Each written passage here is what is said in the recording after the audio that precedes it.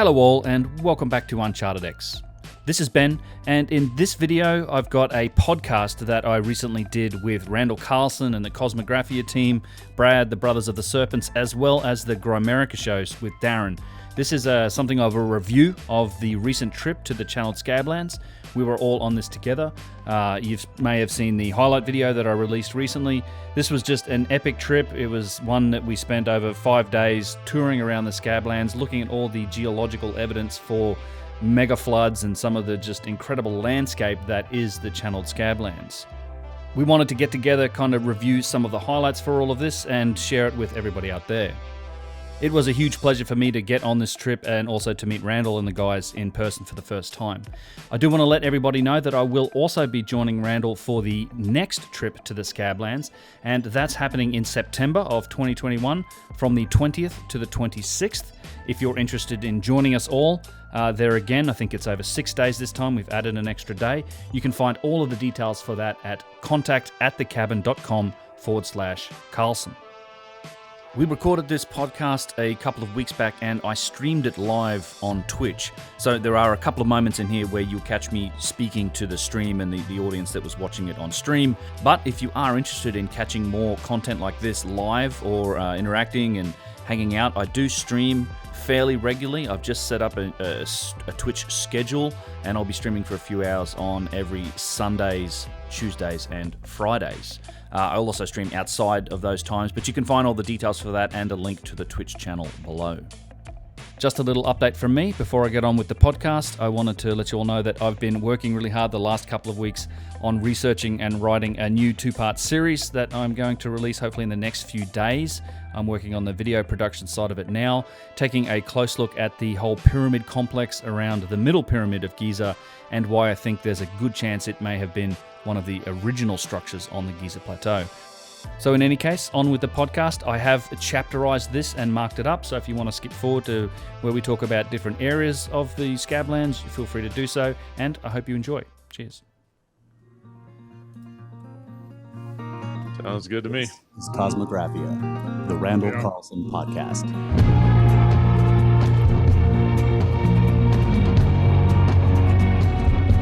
What's up, everyone? I'm also streaming.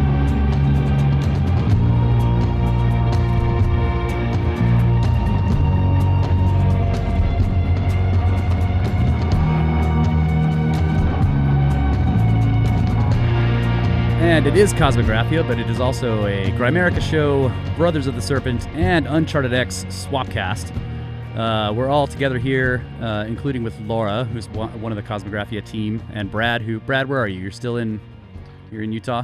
I'm in Sedona, Arizona. Okay, Arizona. Yeah, so we're all here we're going to discuss the recent Scablands trip that we just took. It was under the Contact of the Cabin set of trips. So we were grouped up with Grimerica, and then Ben showed up he was a low man on totem pole attendee, but he turned out to be really useful. So he took a lot of drone footage, so we decided, well, we should let him be on the show too. Oh, thanks.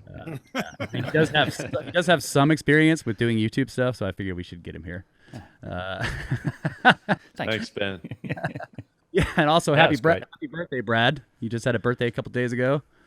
I have completed another orbit of the old fireball, yes. All right. He's 21, dude. We can go to the bar, finally. All right, woo!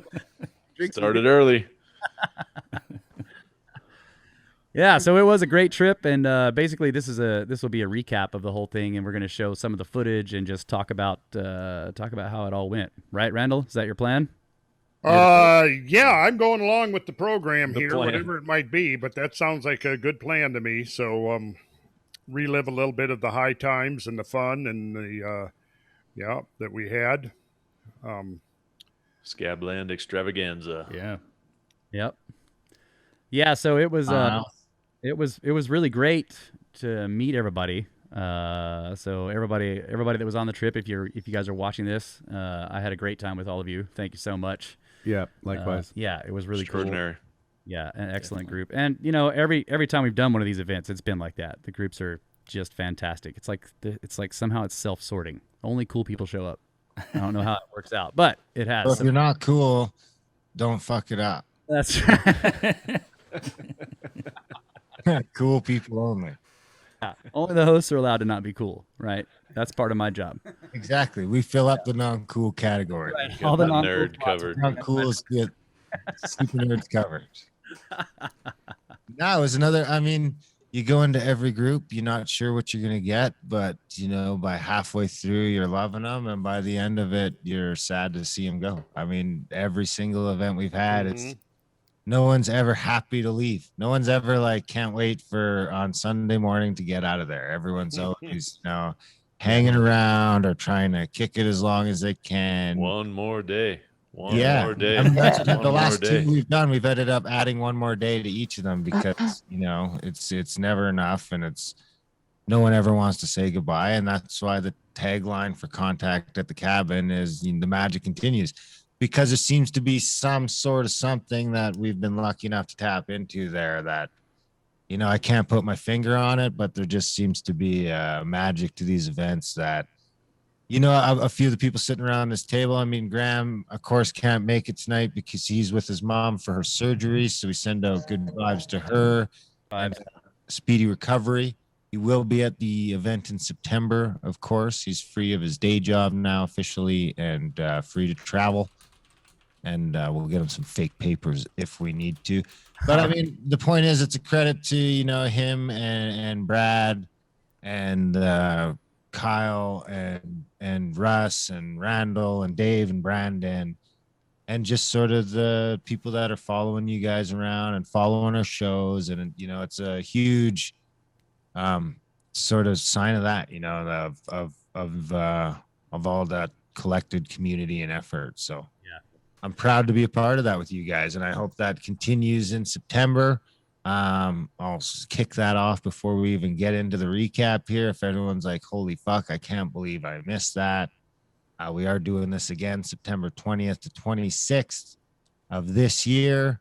It's already about 20% sold out, but there's still, 20 spots left or so. So you can still get into that. That is with the extra day on that as well. So we will be checking in on Monday this time and not leaving until Sunday.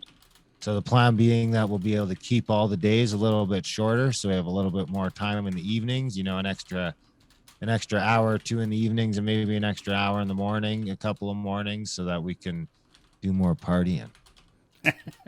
Yeah, I'm up for that. or get more sleep. Like same amount of partying, but more sleep. Maybe I don't know. Maybe it'll actually be more partying. No. In the The same amount of partying was sleep. good. Yeah. It was a late last night, that's for sure. Yeah. Oh yeah. Sleep Good thing you optional. didn't bring 2 cases of Time for snake sleep. wine. If there would have been another case of snake wine, the party might have gone till dawn. Yeah. We finished it all in Utah, so Yeah. We brought 2 cases to Utah, and that was a 4-day trip, and it all got finished. So, but this time we were on a plane, so we couldn't bring that much. We packed as much as we could into one suitcase, and we still had to take a bottle out at the we got airport. to the airport. They put it on the scale, and Yeah, it was too heavy. Too so heavy. we're like, Oh, jeez. here, have a bottle of wine. yeah. Chug. But man, I have to say, Brad and Randall, the Scablands were absolutely amazing. It was really great to get there and to see it for myself. And the itinerary was awesome. I know it was sort of you all were talking about how it's kind of there's so much to see, and that this was like a trial balloon sort of itinerary to see how much we could get done. And I was just amazed at the vastness of this. It's like you're trying to present, something to a group of people that is so vast. You have to drive, hours and hours every day, and you're only seeing a tiny piece of it. So I thought that must have been quite a challenge to try to put that together and to figure out how it was all going to work. But even though we didn't get to see some of the places we were supposed to, like Wallula Gap, personally, I thought it was amazing. It was a great run, and I'm sure it's only going to get better now that you guys know what it's going to be like to drive 3 vans full of people and have to make stops for all the bathrooms and everything that we had to deal with all these people. Everything took more time, but still, it was an awesome experience. So I think you guys, hats off to you guys, man. That was great. A stellar job on that, and I think we both Yeah, I really appreciate that, guys. Yeah. Totally. Well, Good job, Bradley. We packed it in for sure. You had me worried, bro. You had me worried when it was like 2 weeks before and there was still no itinerary, but you fucking knocked it out of the park. Well, ditto. As an attendee, like I came along and you guys ran it. All of you did a fantastic job. I mean, Kyle and Russ, you were working on it too, like driving the buses, and Darren and organised it. And yeah, logistically, it went off really well. I mean, it was busy, long day to get a lot in, but that's kind of what you want on these events. You know, I think there wasn't much time wasted, and then outside of that, it was the socialising, and the group was awesome. Yeah, and as you said, Kyle, like just. It really conveyed to me just a sense of scale, and I just didn't have a full appreciation for that, and I still don't. But yeah, it was amazingly impressive. I walked out of there wondering, why don't more people visit this area? Like that was one of the things. Like it just didn't, people go there to camp and there's play some golf or whatever, but to me it's as spectacular as areas like the Grand Canyon. It feels like it should attract a lot more people. So if anyone out there hasn't seen or been to the Channeled Scablands, you should go. It's absolutely spectacular landscape, and then that gets doubly kind of compounded in your head once you realize the scale of the event and the magnitude of what actually took place there and what you're looking at. So yeah, it was fantastic. So thanks for putting it on. Even in the conventional sense, I think that's what really hammers it home, is like this is one of those spots that even if you just want to go with the straight conventional theory, it's still like the ranger at the station is still like, this fucking thing was full of water. And, the difference is we're saying, well, yeah, it was full of water and then some. But, even the conventional theory of how this stuff was made is phenomenal. It's impressive. And for me, it was like, I'd only ever seen the dry falls. I didn't find my hat, unfortunately. So yeah, we looked for it. We didn't see it. Yeah. That's okay. I got a new hat while I was there. So my hat collection grows. All right. So I'd never really only seen the dry falls, and driven up that coulee a couple of times, which is impressive enough. And it's a beautiful drive, but man, the potholes, cataract, and the other one were, what was the one we went? He's seen it. Palouse Falls. Palouse Falls. He wasn't there that day. Yeah. Potholes, Potholes cataract. Potholes is the one we hiked up, right? Yeah. Yep. Oh no, you're thinking of Steamboat. Steamboat Rock. Steamboat Rock. Yeah, that was Grand Coulee. That was last. Yeah. Yeah, and we do have Kyle's got a bunch of pictures queued up over here, and I've got some drone footage, and Ben's got some drone footage too, so we can go through some of that as well. Yeah. Oh yeah, we should have some of that playing while we're bullshit. Yeah, we can do it. Well, and as spectacular it is right there, that's the most obvious place where these floods occurred, but we could follow them around the whole perimeter of the ice sheet, all across the northern United States. There's really impressive flood features. So as awesome as the scale was, that's a small chunk of it. Yeah, so this is to what you were saying, Darren. I mean, I took a picture of this sign because it's like, wow, okay. Yeah, even the parks are This admitting. is the park saying, but of course you read it and of course they have the ice dam theory in here. Which, it's to be expected, but, yeah, right here, cataclysmic floods on the plaque at the park. So that's not in question for sure. Yeah. Was that Dry Falls? That was Palouse Falls. Oh, that Palouse Falls. Okay. Yeah. So Palouse Falls had the same, is Palouse Falls where you guys went cliff diving? No, that's in the Drumheller Channels. Drumheller Channels, yeah. That was like what was it called? Blue Lake? What was that? Upper Goose Lake. Upper Goose Lake, yeah, Laura. Yeah. I remember because there's a video. Welcome, guys. Just doing the. Well, I do. Yeah, we had a good dozen people that jumped off that cliff, starting with Kyle turning around backwards and back flipping to show off for everybody. It's like, we're all just bums after that, man. Yeah. That was awesome. There is video coming. Yes, I have all I do have all the drone footage of a bunch of people jumping off. I did upload a little clip recently that had some of it. Yeah, you guys could put on quite a show. Oh, that's nothing compared to jamming. The jamming's the best part. Yeah, that was a highlight for me too, for sure. Yeah, Ben put up like a 11-minute video with a bunch of his drone footage, some footage of Randall. Yeah, It was clips of really Randall. cool with the map. You guys were all surrounding that big map that you carried around, and Randall was like showing people what was happening, and everybody was surrounding the map, looking down at it.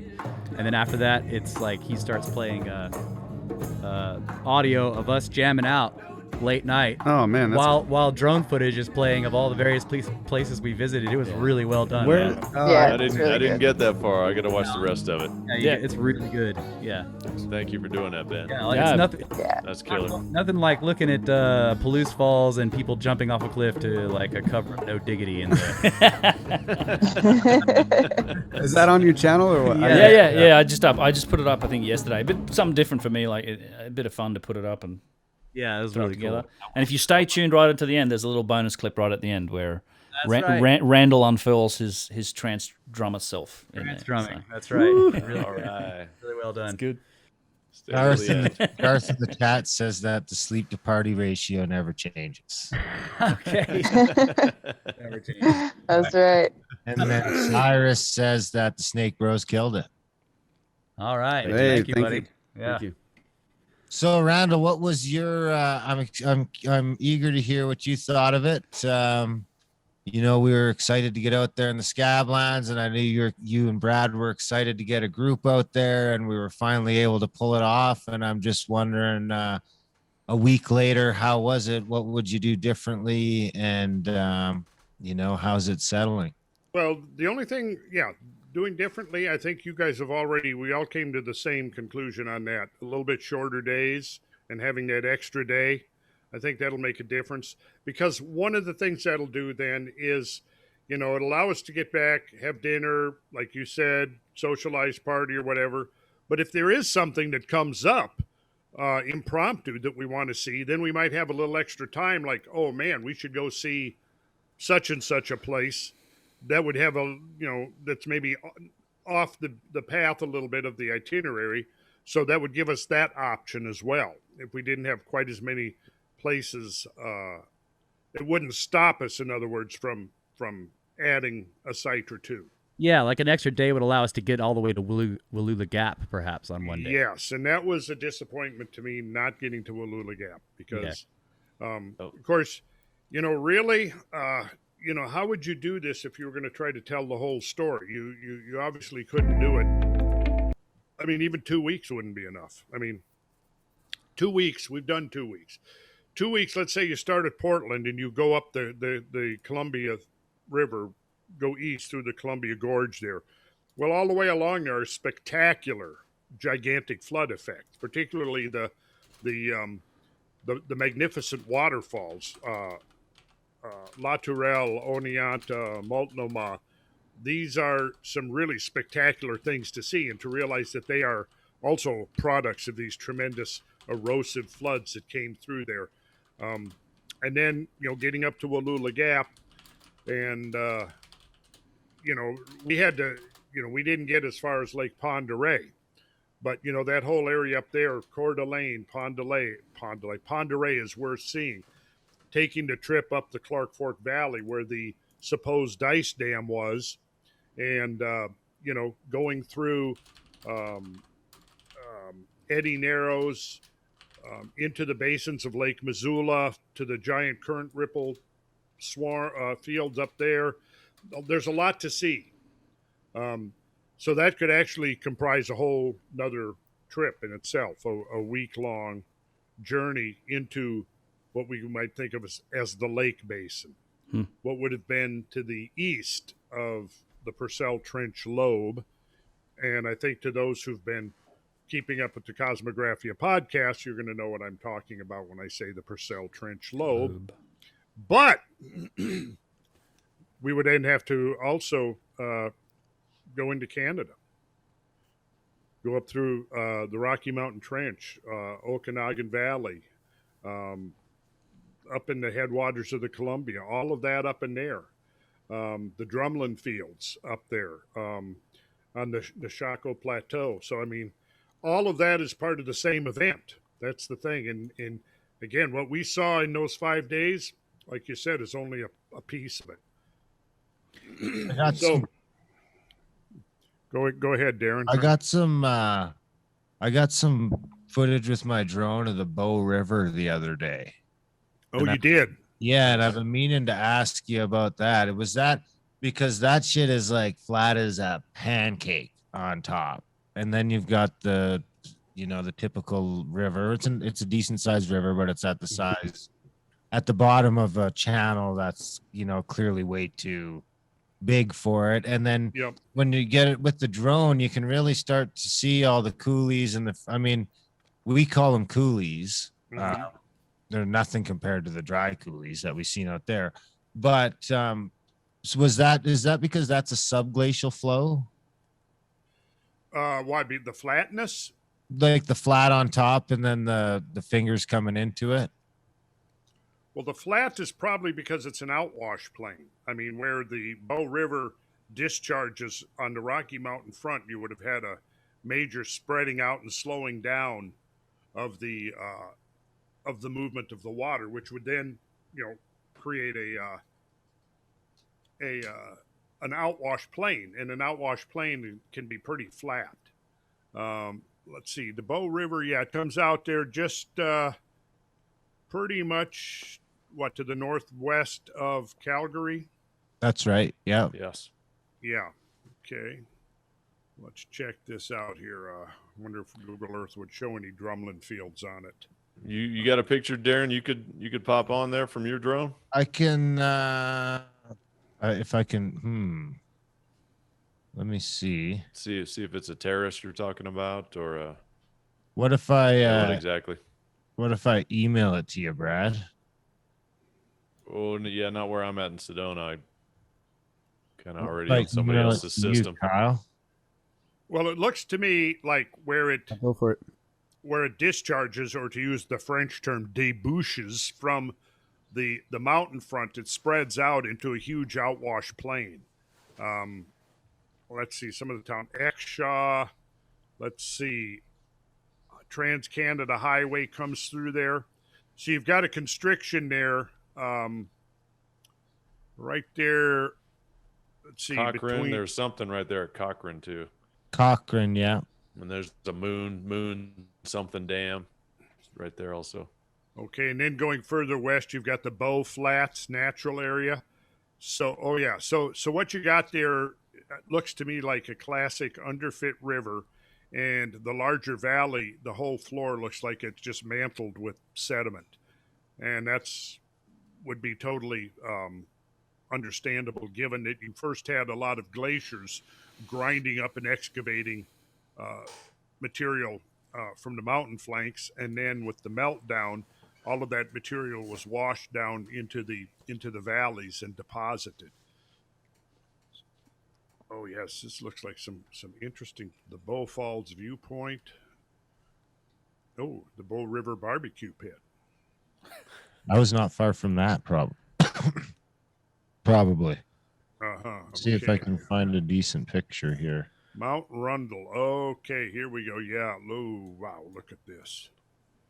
Yeah, we had so much drone coverage. We had 3 different people with drones going. I didn't even pull mine out, and then drone envy occurred. So I'm about to go get one of those small ones tomorrow, and Darren already bought one, and he's been out with it. So that was a lot of fun having all that coverage. Pretty heavy drone envy out there. Yeah, some drone activity, that's for sure. I bought one on the way home. I stopped in Spokane and bought one on the way home just because it was so cool. Well, I got to say, to get that mini tomorrow. I said.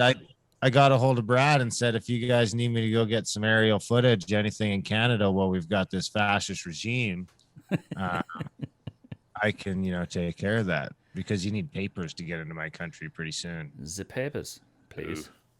The papers, please. Yeah. Can I share a screen? Yeah. Absolutely, sir. Mount Rundle? Okay. Give her a shot. I was going to say this is a great example of an overthrust mountain that is.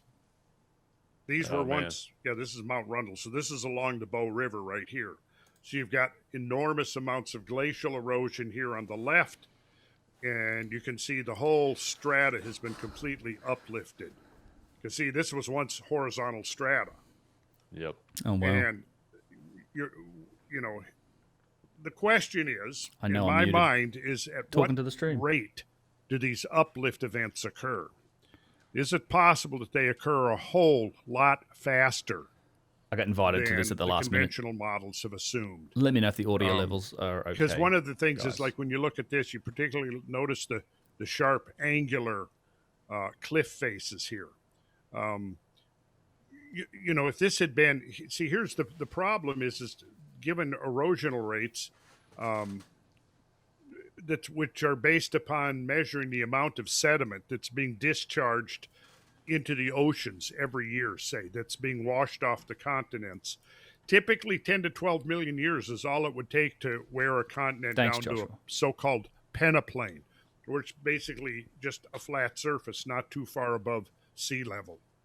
So when you think about the rates at which erosion takes place, even under normal circumstances, much less the exponentially accelerated erosional rates of these transition periods between different climatic phase states, such as full glacial and interglacial modes, when you have that accelerated erosion, what that would tell you then to me is that, you know, really, why should there be mountains at all? At this point, you know, the mountains should be being wore down as fast as they're being uplifted, if the rates of uplift are derivative from the rates of continental drift that's being measured, for example, along the Mid-Atlantic Ridge, for example.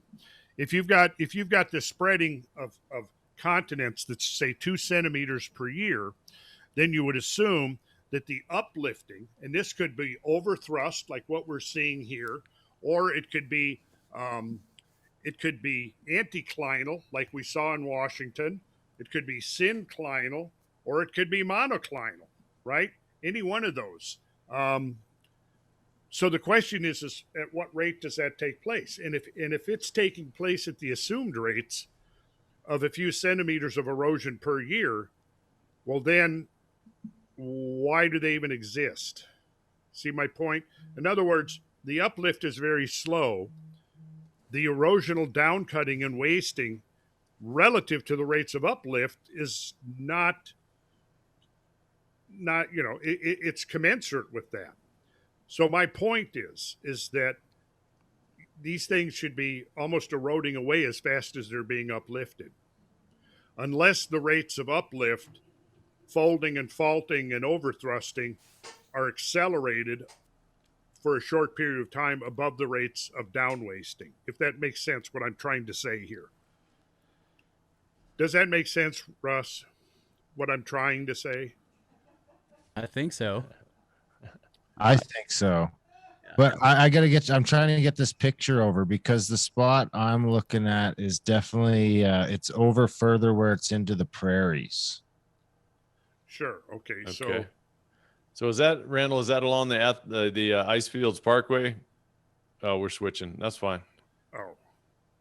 Yeah, and full disclosure here, I'm trying to set up drone footage as well, so I wasn't totally paying attention, Randall, so you probably made a lot more sense than I was able to tell. But Okay. we weren't listening, but it made sense. Yeah, it made a lot of sense. I didn't hear anything you said. Well, those mountains shouldn't be there. It should have been worn down. If it took that long to lift them up, they should have been worn down again by now. That was my point.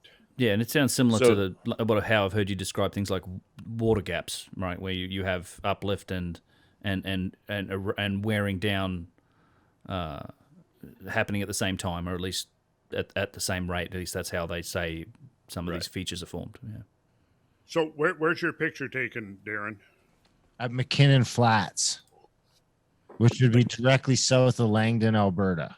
Okay. So the Bow River comes through pretty much west to east, and then it cuts south, goes through Calgary, right, and then continues out into the plain. So I just sent you 2 pictures, Kyle, that I think will kind of get the gist of what I'm talking about across. Well, I know we're going live, but yeah, in the Kosmographia version, I'll put those in. Okay. Okay. Yeah, I got Langdon. So. Yeah, I'm going to guess that all of that is outwash in there. For one thing, you had the floods coming down through there, because this right there would have been pretty much where the ice-free corridor was for a while, probably in that 2,000 to 3,000 year period, just leading up to the Younger Dryas boundary. Because if you guys remember, there was a warming that began between 14 and 15,000 years ago that caused a glacier recession, so that when the Younger Dryas boundary occurred, the ice sheets had lost maybe 10% of their mass as a result of this gradual warming between 13,000 and 15,000 years ago. Okay, with that shrinkage of the ice back, that's probably when the ice-free corridor opened up. Now, you then had major flooding that poured down into that region between the Laurentide ice sheet on the east and the Cordilleran ice sheet on the west. So when the meltdown occurred, you had huge volumes of water pouring into that trough between the two ice sheets. And so this area that you're looking at Langdon would have been right there in that trough. In fact, the whole town of Calgary would have been. And then the Bow River coming out of there would have had a tremendous amount of outwash. And that was probably one of the major discharge points for melting floodwaters to exit off the Rocky Mountains. So in this instance, it actually would have been, there was just that much water coming down that waterway at one time. Okay, let me see. Okay, now this is the Bow River. Okay, and so that would be looking north. That would be looking towards. That would be looking west towards. Yeah, the Rocky. This is looking west because you see the Rocky Mountains in the distance there. Yeah, so it's likely, Darren, that from the flat surface all the way down to the existing river is just a gigantic mass of outwash sediment. 150 feet thick or whatever. That's amazing. So it's on top of the landscape. It's like it's buried. Whatever was there before. Whatever is there, is buried.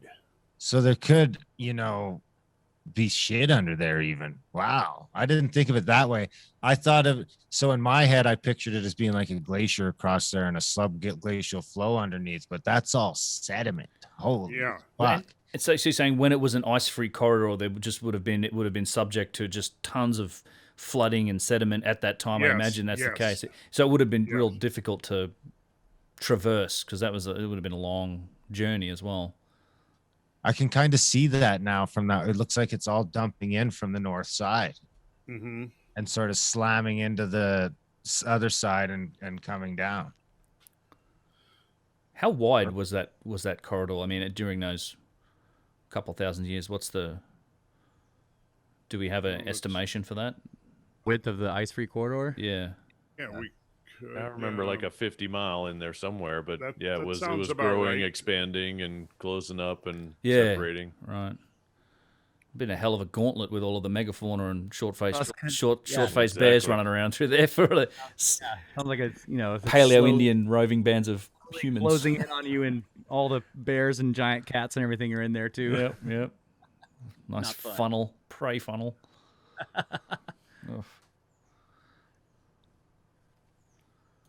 Well, I'm going to share screen. Let's see some Scablands drone.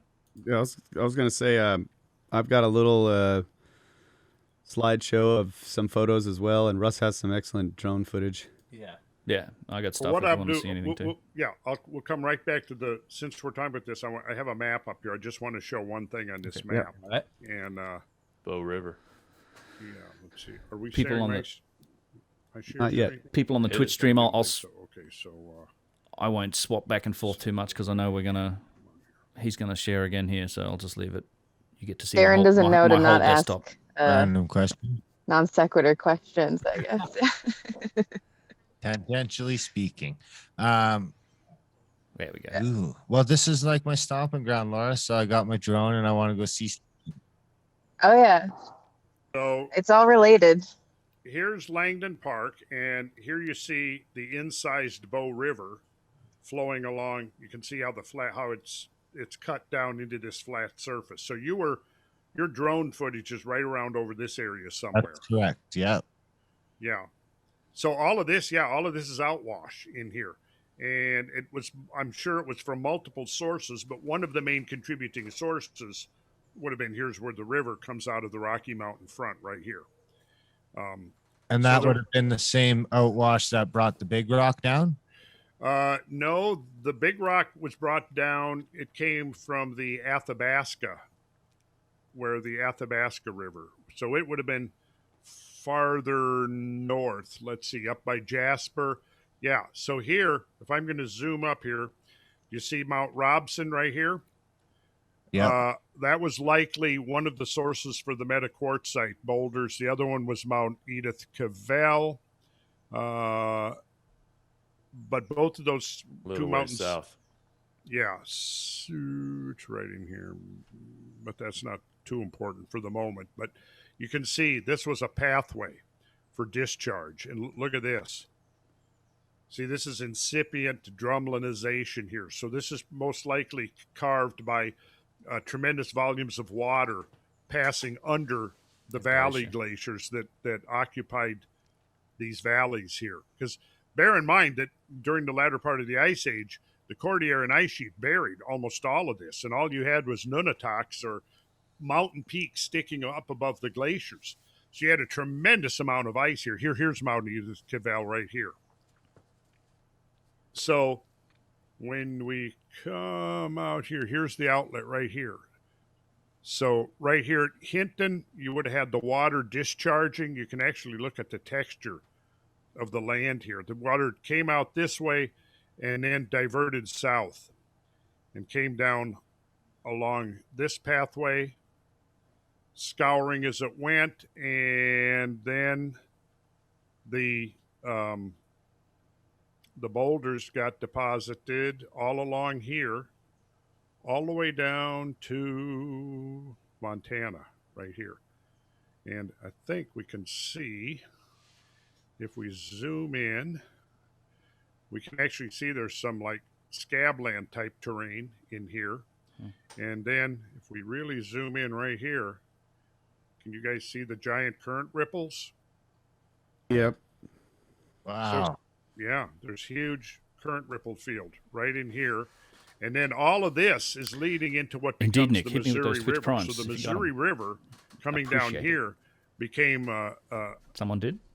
a giant sluiceway that was taking that discharge of a lot of that meltwater coming off of the Rocky Was that you, Mountains Nick? there, Thanks, mate. and That was. carrying it down. You see, this is the Milk River here, and if you look, you can see that it's. If I go back to the, here you Why can am I see not seeing it's it a in case my- of an underfit river again. I see an extra and then sub, that but I goes don't see down it in and my feeds activity feed. into the Missouri River, and so that became a sluiceway to convey waters from the melting ice sheet up here all the way down to the Gulf of Mexico.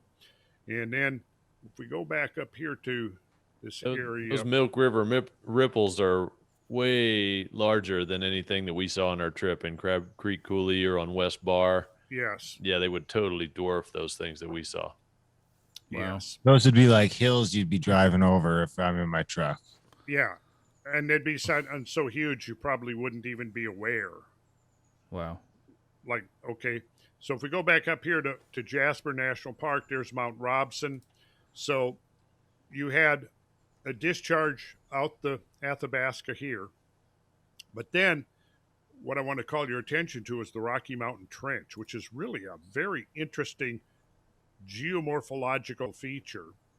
And you can see, look at the texture of the floor and how it's got this drumlinized effect. And then, of course, here's the Is headwaters. that Highway 40? Well, in that case, No, that's thank you very much, 95. Joshua. I appreciate it. Great. And this is the headwaters of the Columbia River.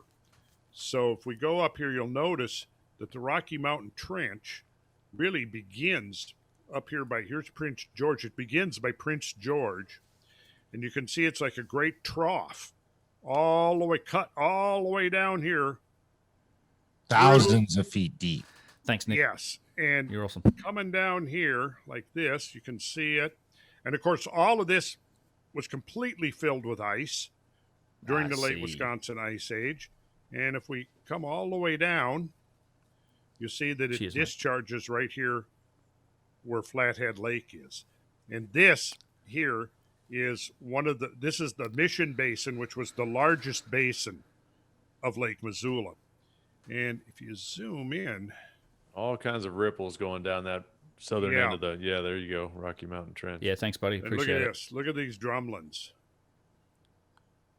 So I look at this and I go, yep, what this is suggesting is that you had Subglacial currents. extreme subglacial flows coming down. There would have been a valley glacier through here that was probably 3/4 of a mile thick, right? So now you can picture you've got huge discharges coming underneath the ice and discharging. Now the terminus of the ice sheet is right here. You can see the moraine shows up in this map, the Polson moraine. And the current Flathead River breaches that moraine. And it flows across thick sedimentary fields of huge, thick, hundreds of foot thick layers of outwash sediment. And it's right here And thank you Camas again for the sub, Prairie, Joshua. Cheers. where the Camas Prairie Basin, where you have the giant current ripple field. And I will bet I need if to I get go over notifications on. here, we will be able to see the current ripples. I There will they do that. are. And this is in when we do the eastern wing of the Great Cordilleran Floods trip. That, We'll do this. We'll come down 382 and That's we how come through drumlins are Marco formed, yeah. Pass right here.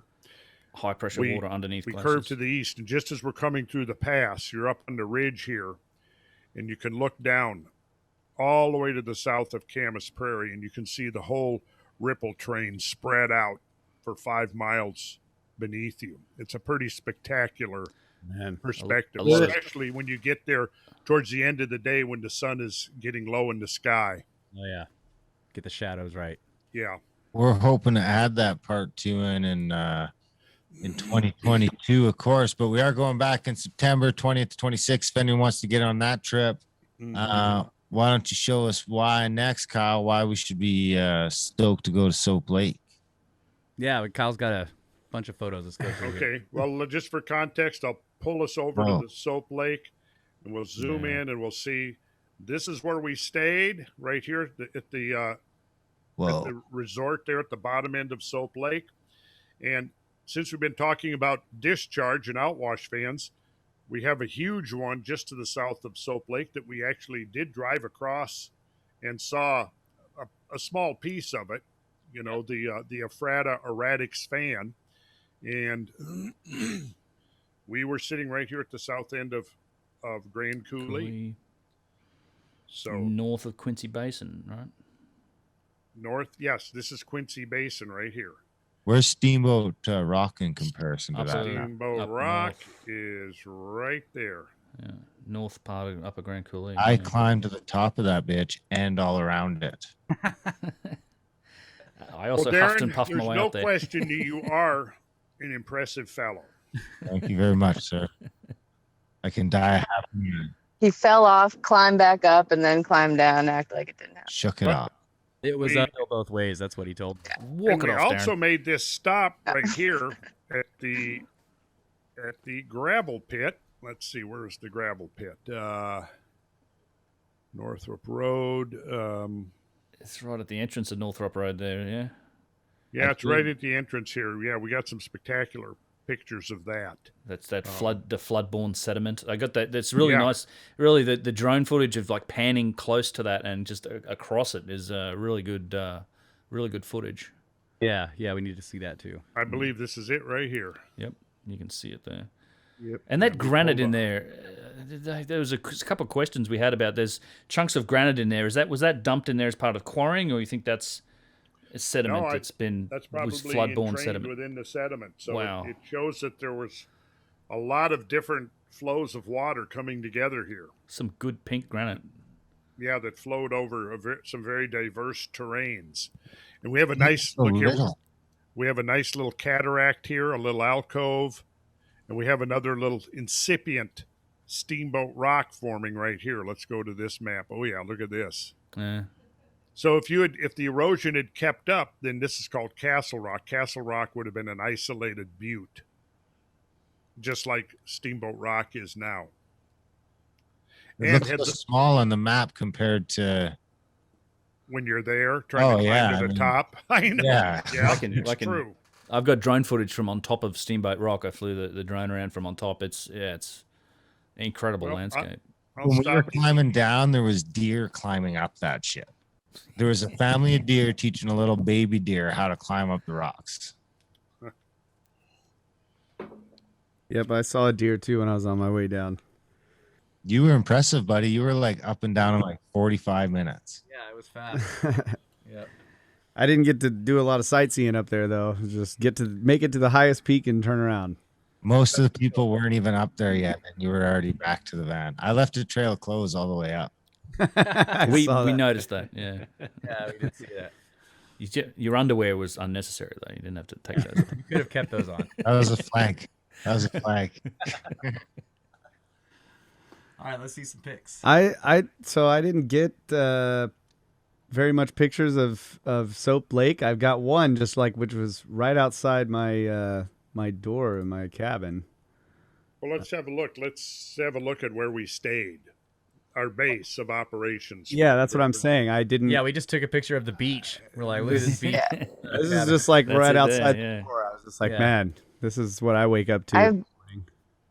I have Brad on the paddle bike in the lake, but that's about it. Yeah, that was probably the most exciting part of the whole trip, wasn't it? Yeah, probably. Brad on the paddle boat. Whap, whap, whap, whap, whap, whap, whap, whap, whap, whap, whap, whap, whap, whap, whap. But I mean, I can Classic. go. I just made this little. This is just kind of. Yeah, let's play the slideshow. Yeah, let's just go through the slideshow. My phone made its own slideshow, and it added epic music to it. Lots It's of like beautiful sky. Turned into a commercial for fucking Scablands. I just had to like post it, and away you go. All right, this is by the Spokane River, right? At the Bowl and Pitcher. That's right, the Looks bowl like and it. pitcher, and yeah, I was just amazed by this. The river was just so beautiful, and I don't know. No, it was. Hit that full screen. Am I? Yep. You just muted out. No, you. Sorry about that. Yeah, Kyle doesn't actually know how to use this. I never used this program. Is this it right here? Let's see. There should be. Enter full screen. There it is. At the bottom. Yeah. So yeah, I was taking some other pictures of just. I just love this. These. This is all the rocks that the river is polishing here, and you can. I don't know. You know, I'm a rock hound, so I was looking at that like, God. Well, see, the interesting thing is there's a whole story there because now you know that, okay, whatever type of rock, there was once part of some diverse bedrock extending over some pretty wide geographic area. So what this does is tells you where the water and or the ice, what terrains, you know, what areas, geographic regions did it traverse. Yeah. Yep. And it was just absolutely beautiful. So I suppose this is the bowl and pitcher, but we were trying to figure out, well, what's what? I was thinking that this is maybe the pitcher here. That's what I would think. That would be my first guess anyway. This is the bowl sitting over. I don't know. Oh, within that large piece to the left, there is a very smoothed out, rounded section. So that could be what they're considering the bowl. I haven't figured it out other than that. I do see people on top of that too, so there's a bit of scale. There are some people standing on top of Right that. in the there. middle. Yeah, there you go. Yep. It's We hard climbed to see, up but there. we were up there. Yep. That's where I retrieved my drone. It's like an epic joint smoking location. This is what the river looks like during the snow melt, right? I mean, the snow's still melting. We got the rivers up. Rapid. Yep. Loud and flowing fast. It was really interesting. Really cool suspension bridge there too. Yeah, there it is. Yep. So this is that was a beautiful stop there, wasn't it? Nice spot that for water launch. is moving out there.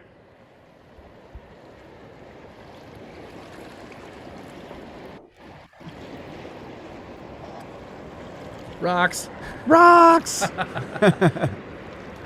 Yeah, sorry, I'm not as good as Ben. Look, I guess I'm moving too fast. Water noise. Yeah, you got to move like 4 times slower than you think you should. Yeah. So I was figuring that out too. So There we go. yeah, this is atop Steptoe Butte. Oh, yes. And I just couldn't get enough pictures of this. I mean, looking out in every direction, it was just how much higher are you on Steptoe Butte than this landscape below? 1,200 feet. Yeah, that's what 1,200 feet. It's right at 1,000 feet. I think it's just a little bit more than 1,000. Yeah, that was amazing. Yeah, I took a lot of pictures of this. Yeah, it was really beautiful. People on the trip were joking that it was like driving through the Windows 98 Windows XP login screen.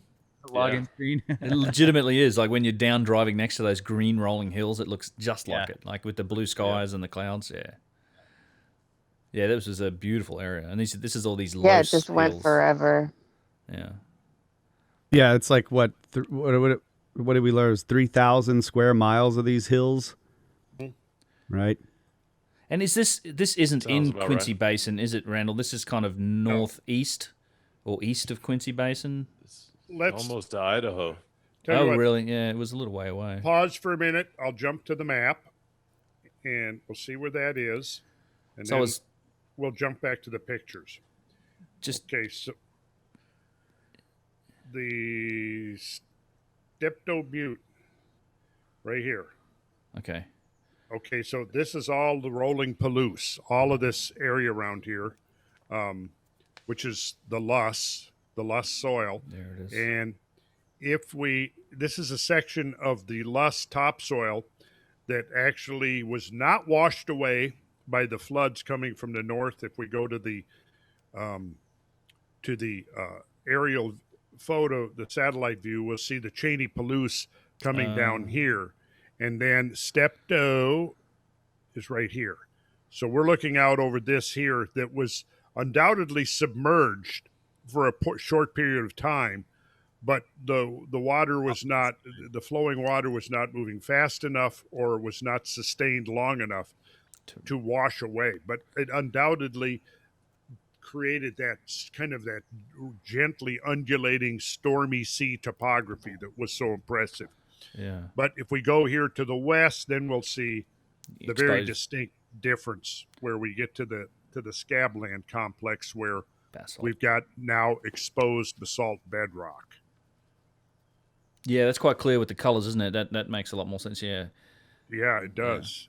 And you can see the streamline shaping here. Well, and go north to Sprague Lake where we started. That's right at the top of that Cheney Palouse. Yeah. That's a hell of a big floodplain. Oh man. Oh yeah, look, yeah, you can see how wide it is. So that would have been a river that's maybe 400 feet deep by, let's see, 2, 4. That's about 10 miles wide right there. That's just Insane. Ben, you got the drone footage from up there? We can show. Yeah. Move past the pictures. Drone footage from the top of Steptoe. Steptoe. Yeah. Got a great one where he flies past the whole group and we're all waving at the drone, and then it. Oh yeah. Yeah. Yeah, I'll try. Okay. It might get a couple frames per second, but we can pause too. So let's have a look. So no, this is not part of Quincy Basin. No, just to let it to. Okay, so here's Steptoe Butte, and over here is Quincy Basin. Which would have So- filled up and had much more water. I guess that's at a lower elevation than to the east, but at one point this was all covered in water for a time, and it all. I think there was probably a time when the entire basalt plateau was almost submerged completely. Wow.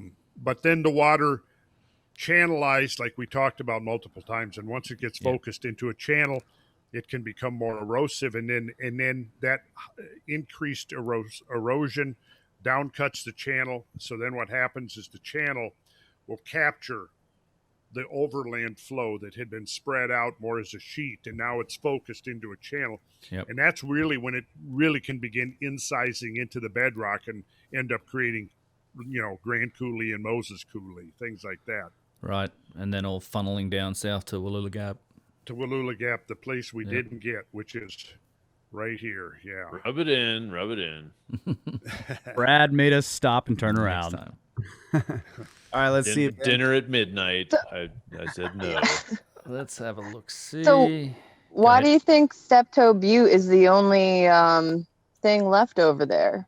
Is that would have just been the only tall mountain in that area? Yeah, it's a volcanic. Well, It's some kind when of. we're through go looking ahead. at this, I can show you. Sorry. It's actually part of the mountain range to the east. Sorry, Okay. it's a remnant. But yeah, here we That's are, kind of a- 1,000. Yeah, look at this.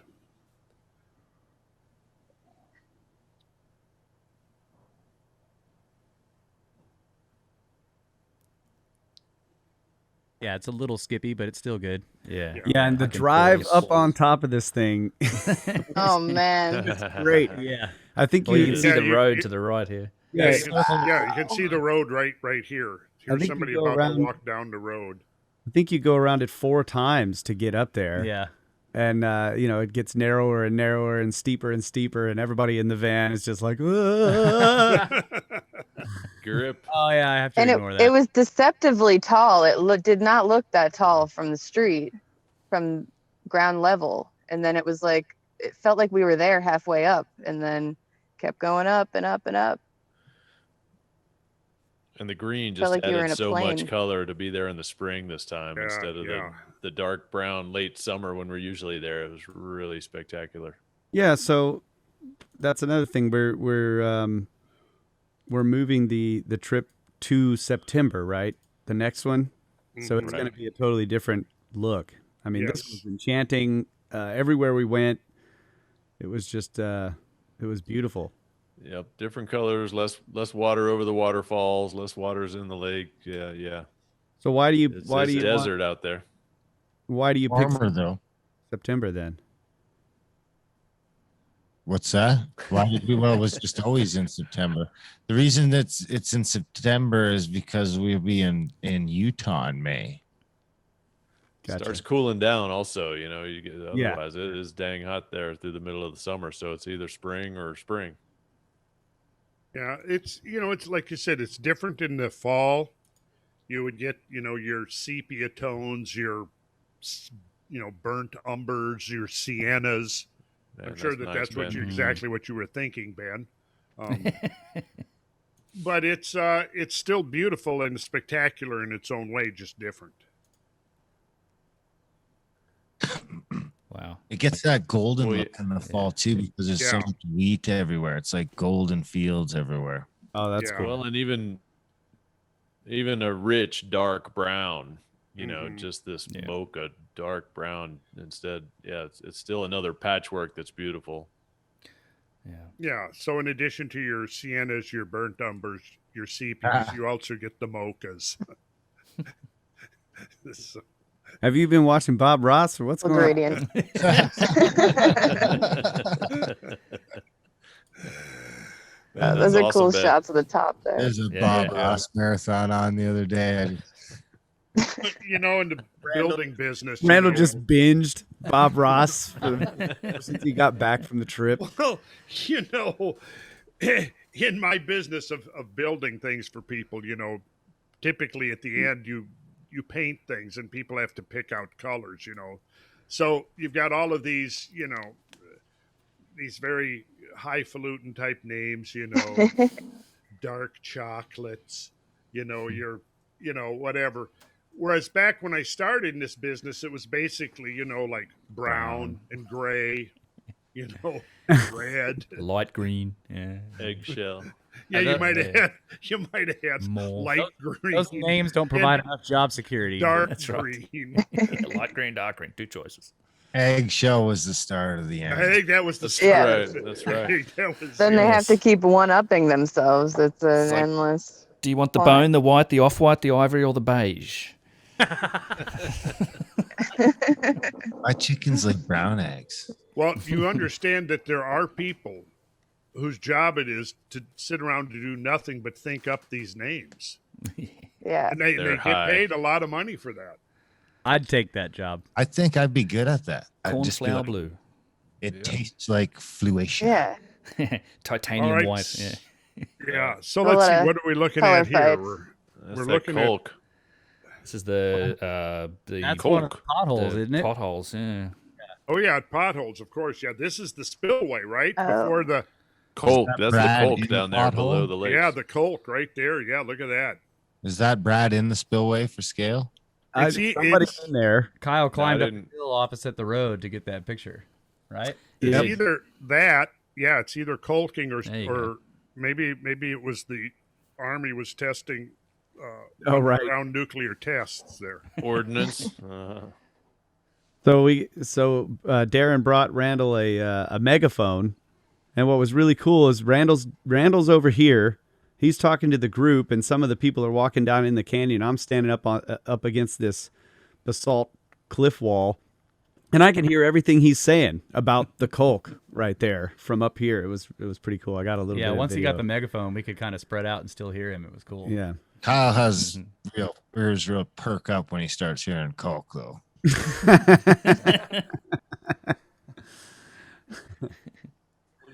Who is that down in the crater? Coca-Cola.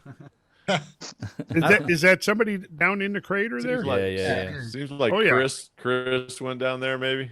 He's doing a specific type of dance that's a Like, It says trying to summon the Colk demons. right. Pre frolic. this guy's over here. He's banging on the kettle with a stick. And Yeah, it's a sacred ceremony. They're commemorating the vortex there. You guys got out of there just in time. So now You you probably do actually realize caught everybody's bathroom breaks. That's probably what that is. Yes, As long as they sign the waiver, we're good. I did nearly pee on a rattlesnake at one point. I'll say that. well, Hey, man. They do that's exist. why we're going back. and Different kind of near miss. I'm Yeah. gonna find that rattlesnake, and this time I will pee on it. Make a necklace. we have to give Tony a hard time because when we stopped at the gravel pit at Northrop Canyon, I went off to take care of some business, and he thought I was going off to do some geology. So He starts Trying to following. film you. yeah, so He's following you with the camera. So, yeah, he is. And then this looks like a great bush here. And then I turn around and there's he is with his camera. And said, I don't know if you want to get, we're going to be talking about the moon later, but I don't think you want to film this at this moment right now. Getting a little B-roll for the moon shot. He wanted to actually, video someone Oh, checking yeah. the dip. this is Devil's Canyon, right? This is spectacular. This is one of my favorite spots, actually. Wasn't this amazing? This really And then was. and then when you think about Devil's Canyon, here it is. It's again, you have to think about it's in the context of the Cheney Palouse and how it diverted, it completely overwhelmed the pre-flood topography. I mean, the amount of water was so intense and so great that whatever was there in terms of pre-flood, stream channels and topography, that was just completely ignored. It just completely overwhelmed this and then breached the divide between the Palouse River and the Snake. And at that point, let me just jump to the map real quick, and then we'll come back to your photos, so we can see what we're looking at there in terms of the map. It is my first live so I'm stream with gonna come Randall over too. here. We normally record them. Well, since not that's live. showing Wallula Gap, I will, in my defense, say that we drove up there the day after, and it's now privately owned and growing crops. And the overlook point I'm glad that we're we doing took it live. Graham I think to it is was not Darren's idea. accessible. Oh man, that is disappointing. Wow. There was electric fence crossing the road to get up there, and so there is a trailhead, but it's a pretty good hike. When you say But pretty several good, several people did it. Yeah, it's like a mile and a half. I mean, if you want to go all the way up there. Oh well, okay. So it's not like 5 to 10 miles. No, it's doable. It's doable, but yeah, Okay. we Slated. couldn't just drive up there like we had wanted to. It was totally Okay. blocked. And you guys were eager to get back and catch up with me. That's true. You know it. Okay, take a quick look. Cheney Palouse is all coming down here from the north, and here is the Snake River, and the Palouse River comes down this way, and you can see very clearly on the map that its original channel came here to the west and then flowed down here somewhere and met the Columbia. And of course, that meeting place, that confluence, is now completely buried under sediment. So it's difficult to say exactly where it would have been. But what happened was you had two different rivers. This was the watershed divide right here. When the water came down, it was too much water to be channeled to the west down the Palouse River Channel, which is now called Washtuckna Coulee. And even though Washtuckna Coulee could convey something like 100 million cubic feet per second, it still just spilled over the divide, making two incisions. One here is the Palouse River. There's another one that started here that we've never gone to this one, but you'll see it didn't cut all the way through. But what that shows you is that the water was pouring over here, and if the flood had continued, this incision here would have eaten its way back up and eventually breached up here, just like Devil's Canyon now does. But because Devil's Canyon is now not receiving Palouse River, because Palouse River got captured because this new channel was cut by the floodwaters, and it was deeper than the original valley, had a huge sediment dump in it. So then basically with that sediment and this downcutting here, it was natural that the Palouse River got diverted right here. This is where the capture took place. In fact, at one point, the water would have been flowing around this sort of almost mesa-like protuberance here. Where are the waterfalls?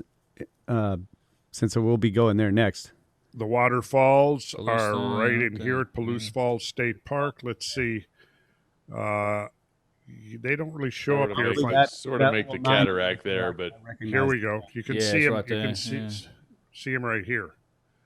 Here's the whole cataract alcove right here. This huge bowl, and then the river flows down the canyon and meets the Snake. And then over here, which the pictures we're going to just about to jump back to, is Devil's Canyon, and that's this. So there was, you'll be able to see the scale of this thing. And what's nice about this is Highway 263 goes right down through it, so you can, drive leisurely down here and really get the sense of the scale of the thing. So I'm going to stop the share here so we can go back to the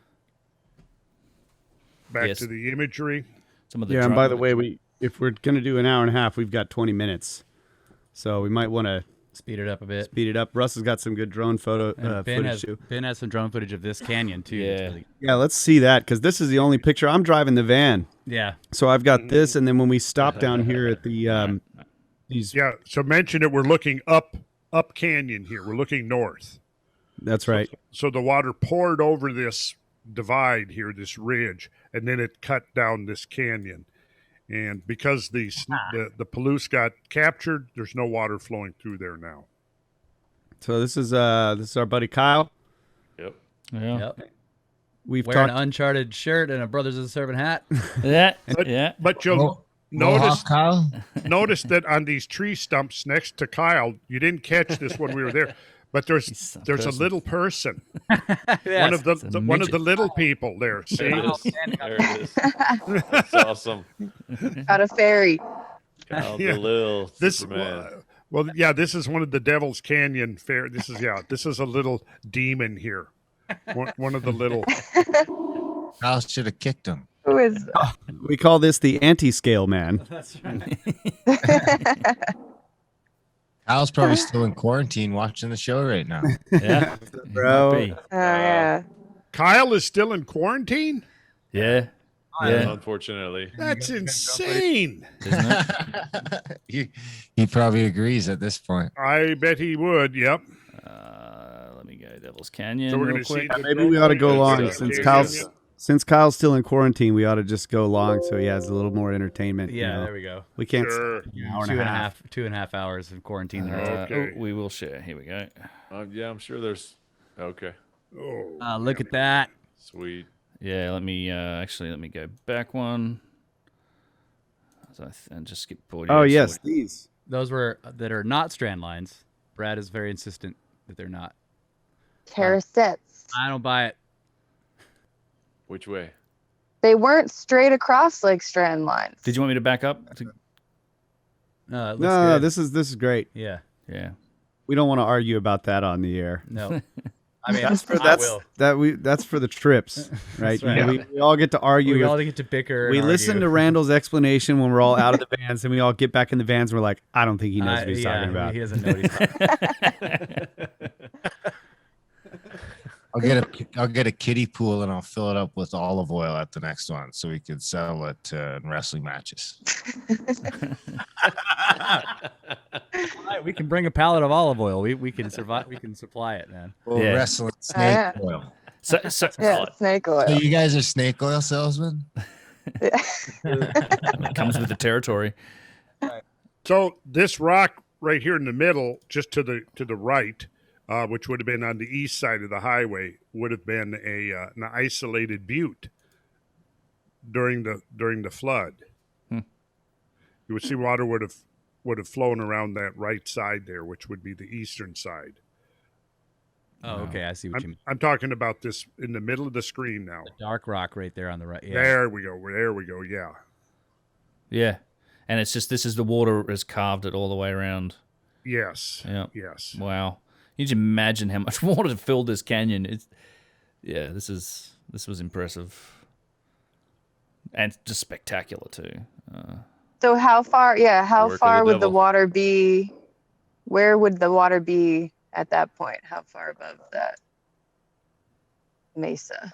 Well, it had to start out by being above the highest point Right. that you see flanking on either side. It had to be if you drew a line along the horizon across the top of this, the water had to start out up at that level. And it was undoubtedly pouring over the entire ridge from here all the way over to Palouse Canyon.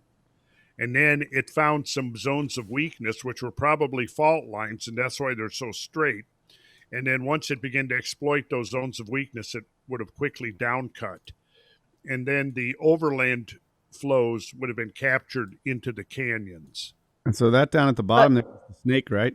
Yeah. That's it. Yeah. Yep. To cut that deep, how deep is it like 400 feet? Is it That's what it I varies? remember. Yeah, 400 400. feet on average. That's probably pretty close. Just remember that, guys. Devil's Canyon leads to the snake. Yeah. Does in this case. Back to the vans here. Yeah. Yeah, and there's the rocks that we Yeah, parked at. there's Oh, the- that's awesome. Those Yeah. aren't petrified Cool. trees? That'd be cooler if they were. Side trees. Giant, Those are giant just bones. I'm the- pretty sure. Basalt knobs that were just, left in the wake of the flood. And look at all those people just rudely out in the middle of the road, Yeah. Cluttering up the place. As long as they sign the They waiver. own the place. cluttering up the I place. think yeah. only one car went past us, and it was a government vehicle. And they were like, "Are you climbing the rocks?" And Dave was like, "We're just tourists." Great answer. Yeah, a non-answer. We're just tourists. Right. We're He's just the right your person to normal, answer, too. typical tourists. Nothing He's the to most see trustworthy. Geo We- nerds, come on. here. Go nerds. So this is Palouse Falls. And there was this beautiful rainbow. Yeah. Rainbow. Mhm. If it was double rainbow, I would've yeah, cried. All the way. Yeah. I thought you had that in your footage, Ben. In that video you had, it looked like yes. a double rainbow Yeah, I caught Yeah. it in drone too. I mean, it was. from Yeah. above. Now, Ben, did you get catch the drone footage when Kyle did the backflip off the cliff there? He was too swift. I was just about to launch it, so Okay. I didn't get I got a lot of everybody else jumping off, I think, but Kyle was. Although Russ got it on. He's got the film of it, right? You filmed it on I your got phone. cell phone footage of him Yeah, doing yeah. that. That's solid. Yeah, I thought Yeah, somebody shared Flavortown a had like picture, a he was- slow mo. Yeah, He Yeah, I was thought he totally had upside slow-mos down. of Somebody a shared bunch of picture. people. It was perfect. It's perfect. Look at that. that's a Oh, pen. that's a great Wow. shot. Fun. That is a great shot. Yeah, that canyon just the way it's. I don't know.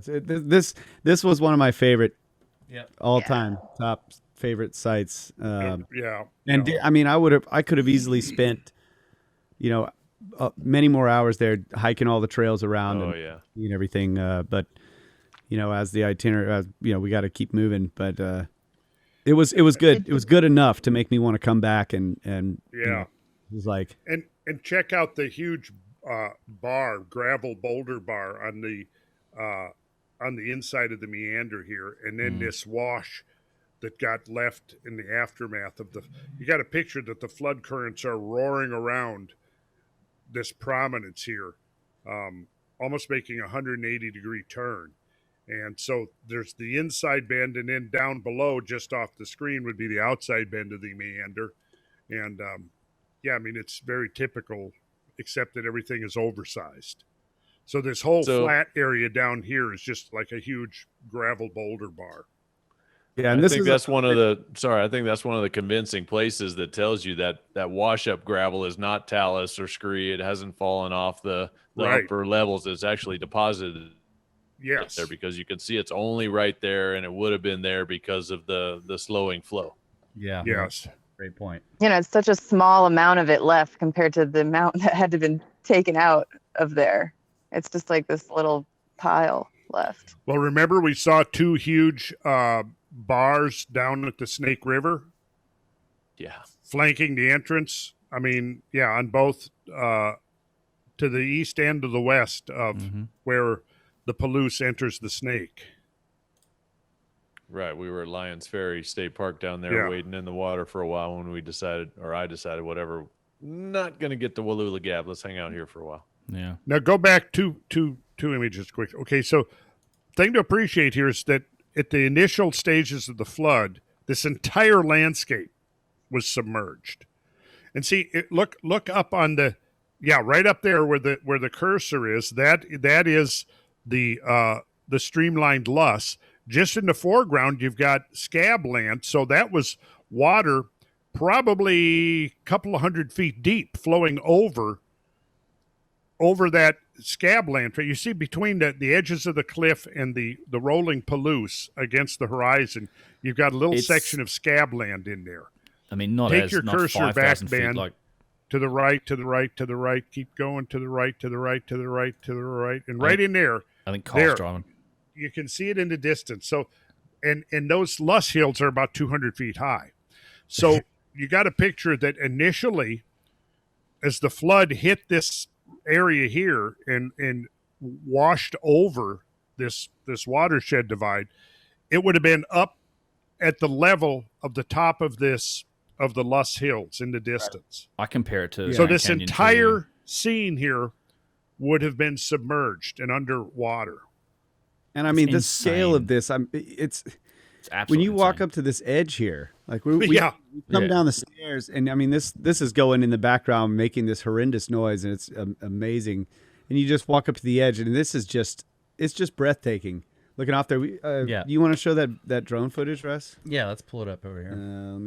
I gotta move this. Yeah, sorry, I got stuff in the way of the cursor. Here we go. Yeah, I think I saw a little bit of your footage of it, Russ. That you got some fantastic shots of this. I tried to. Let's see which one we have pulled up here. Back it up. Yeah, there we go. Restart. Let's see. I'm trying to pause it, but yeah, okay. All right, you guys see this? Oh yeah. Maybe move it forward. I'm flying downstream down the canyon. The falls is behind the drone here. I was trying to get down so I could. Yeah, and look right up. You're just going out of the screen. Can you back up for 1 second? Or is that too complicated? Yes. Back it up. Back it up. Go back a little more, a little more, a little more, a little more. Okay, right top right, you see the Scabland up there. Yeah. Yeah. Yep. Yeah, so that means that you had rushing water up at that level early in the flood stages that was probably at least 200 feet deep. Wow. And then it exploited some weakness in the basalt bedrock and then began to quickly downcut this canyon. This is what I mean about appreciating the scale of the event that happened here. And the water flows, obviously, that created Unreal. this canyon were far, far greater than the modern Palouse River that flows in it.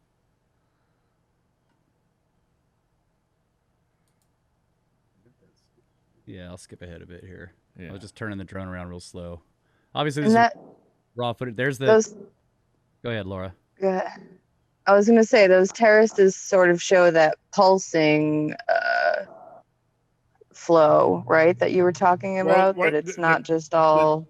Yeah, because you've got multiple layers of basalt here. So you've got a basalt flow that comes in, it cools and Notice you got hardens. people on the left here for and then scale sometime too. later, you got another basalt flow coming on top of that one. Same thing happens, then you got another basalt flow. So what we're seeing here is multiple basalt flows. And then, of course, when the floods come, those bedding planes that separate the different basalt flows, those are the weakest points. So the water plucking and eroding the bedrock, it plucks away and quarries away and leaves the bedding planes exposed, if that makes sense. I like that kind of lunar, weird, castle-like remnant that's just to the left of the waterfall. Yeah. This thing right here is really interesting, and I do get I got a close up of this. Jump to that next one. You flew over it, right? You kind of backed right over it. I Yeah. flew as close as I could. You know how it is. You were standing way behind where the drone is now. Yeah, the drone is out over the middle of the channel here. I was gonna say there's a person up in the top left there. So if there was a person down by that castle feature, you could hardly make out that it was actually a person. I think there were, yeah. I do get close here. You could hike over there. You can see people here. I'll just skip it forward. Yeah, there's some. Here's the next video where the people are there. But yeah, I turned it around. This shot of going nice. across the I bend. seen up there. That looks like another wash there above it too. Oh, cool. Yeah, Russ, this is cool stuff. Drone envy. Here, I'll skip this one. There we go. There's some people. On it. See them? I was trying to lower the drone deeper down into and the wind from the waterfall kept pushing on it. Yeah. And it kept complaining at me, so I couldn't really. It kept complaining that there was turbulence. So I there's couldn't there's people out there, man. They're right on the edge there. Damn. Yeah, they're standing right on the edge. There is that trail. Yeah, I saw the trail in the footage. That'd be a fun trail. Is that some of our people? I don't know. No, that guy's Probably. right on the edge. Actually, one of them's right on the edge. That's probably one of ours. Probably. Oh, there you go. You can see them climbing your feature here too. Yeah. Ooh, it's thin too. It looks thin. Oh, it's really thin. Like a blade. Oh wow. Yikeish. It's just all that's left from the. I mean, yeah, there must be just all. Probably wouldn't have taken much longer for that to have been washed away. Right. That's right. What is that stuck in the side there? Is that just rock on there? That's it must be. water deposits. Okay. Some kind of deposit. We saw that at Potholes Cataract too. There was the white deposits. I don't know what mineral it is, but everywhere through Grand Coulee, same thing. Just the edge of the Bleached. water has the white. I guess it's all soap lake, right? Same sort of material, same water. So it must be just strong mineral water, whatever mineral deposit. Minerals, baby. Well done, guys. The mineral bath was fantastic. I'll have my drone out next time. It's a Mavic. I think it's the same as yours, except it's an Air. I don't know what that means. Oh, you got the Mavic Air? The Mavic Air 2. Cool. Yeah. Cool. It was the one they had in stock. It was either that or a Mini, and I didn't want to go to a Mini. No, go to the Mini. Yeah. So this is just Lyons Ferry. Yeah, and also we found this was the day we decided not to go to Wallula Gap. So it was like, hey, we can hang out here and people can drink some beers and we can stand in the water and. But we did see Sam Squanch coming out of the trees. Take the shot. Take the shot. Take the shot. Where a lot of really great conversation took place. Yep. Standing in the water. Waiting. Hippies. It was Darren yelling at us. Laura and Bunch Brad. of hippies. Goddamn hippies. Yeah. That was perfect. Beautiful blooms. I had to take a lot of pictures of flowers because Laura couldn't come to the trip with us. So That's right. Just send her I was flowers. sending her flowers everywhere we went. But yeah, I was. And they were beautiful. It was blooming. There's so many great wildflowers. Yeah. Do you know where this is, Randall? Not a lot of context. This is come on. You can okay. Now this is on top of the Moraine. Let's see. I don't have it. You guys went up on top of the stopped. Everybody climbed up on top of the Moraine. What was the name of the place? We have the drone footage of the Moraine. Yeah, you have the drone footage of the Moraine. Do you have it? I just thought this was a good group. This is the one where we drove out there and we stopped, and we thought there were going to be picnic tables, and it was just a gravel. Yeah. Yeah. Oh, right. Jameson Lake. That's Moses Coulee. Moses Coulee, Jameson Lake. That's right. Yeah. You've got. Did you want me to That's try my and find mulligan. Yeah, your one. Brad said Called it. Oh well, if you're. No, that's West Bar. Did you want me to do that, or do you want me to share that or no? Yeah. Show. Do you want to see that, Randall? The footage Moraine? of the Moraine. Oh, that's yeah, right. We stopped just south of there. Yeah, to fly the drones on the Moraine. Yeah, okay. That was it. Took me a minute to put together what you were talking about, but yeah, okay. Yeah, this is the controversial situation where there's a moraine down inside the floodplain, right? Coulee. Right in the Coulee, yeah. So it's behind us, I think. The drone will spin around. Let's have a Whose look. drone is this now? Ben's This is again? mine. This is the big one I had. Yeah, I had a couple. With Phantom? This is the Phantom 3. Yeah. So I'm flying over to the edge of the coulee. Then it turns around. Let's see, turning around. Okay, here we go. Panning around. I watched the 50 best drone fails on YouTube a couple days ago. I have a drone fail on this trip. That's filmed. Yeah, it has a pretty spectacular drone fail. It came back though, didn't it? In the end. Oh, that one. It did that one where I thought I lost it, but no, actually it crashed. It got stuck. Oh, in the trees. It got stuck I heard hard about left that. at Spokane River. So this There we what go. this is what we're talking about, Randall? Yes, right? the hummocky, humpy stuff. That's the Moraine. Yeah, so Randall told me that I needed to get drone footage of this, and then when we parked the vans and got out, I found Ben and told him that Randall said that Ben needed to get drone footage of this. So, that's I have footage of it. I passed the buck on that one. Darren, when we were really dragging our feet there, and then finally, Darren showed up right when we were ready to leave. That's right. Where's this? This is where we were waiting for you to show up with lunch, and you never did. Jameson Lake there. Dude, you could have said we're going to the south end of Jameson Lake. Because I just typed in fucking Jameson Lake. And That's the picture. It's literally the picture being taken here. Yeah. Oh, down right. this corner. Yeah, that's right. Up on the moraine, and I'm picture.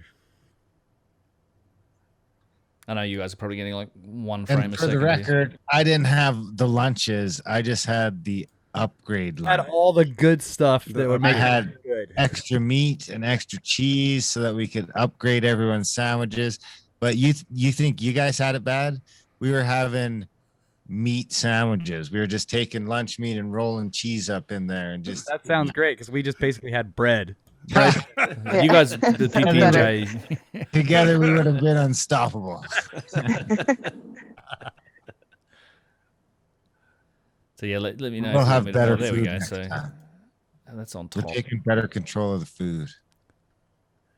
I didn't just. See, now here, you mentioned the word controversial. So it's basically the interpretation is that you had the Coulee cut, and then after that you had the Okanagan lobe extending down from the north.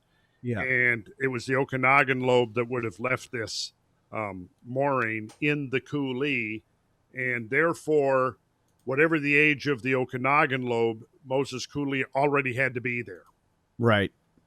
So then, but the thing is that the Okanagan lobe had to be there because the standard interpretation of Grand Coulee is that the water coming from the east that was discharging from Lake Missoula encountered the Okanagan lobe, and that's what diverted it to the south.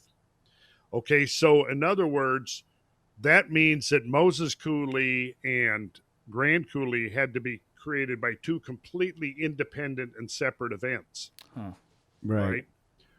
If that interpretation is correct, if in other words, Moses Coulee was cut before the Okanagan lobe descended down here.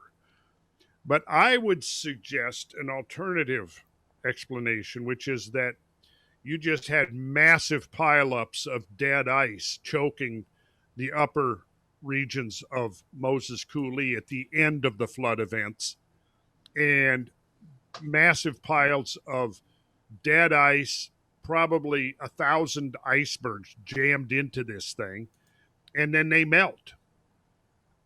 And drop all their sediment load. And create this hummocky terrain. And we know that dead ice can create hummocky terrain when it melts. So in that case, it's not like you have the Coulee cut and then several thousand years later, the Okanagan lobe has extended into the Coulee. It's the Coulee is cut and then the ice is deposited in the immediate aftermath of the formation of Moses Coulee. Right. It is not what it is, I would argue, it's the remnant massive amounts of dead ice that had been the Okanagan lobe. And you can picture anytime you have that funneling effect, you can picture anytime you have a narrowing of the channel, no matter what it is that's being carried in there, whether it's icebergs or logs or anything, it's going to jam once it gets in there, see? Cool. So that was go ahead. No, well, I was just gonna bring up it was after everybody left, so there was a half a dozen of us though there where Jameson Lake hits the main road, Route 2. We were coming back from checking out Brandon's place over in Wenatchee, and it was dark, and I knew that was going to be just a super dark place to view the sky after having listened to David for several nights. It's like, okay, well, I'm going to pull off up here, and within a minute, Laura was there, right? Laura's had several sightings this past 2 weeks, but we just pulled off, and it was less than a minute, and a huge, whatever it was, meteorite flew across there that half of us saw. I missed it. I was facing the wrong way, but I actually was. Yeah, I missed that one spectacular.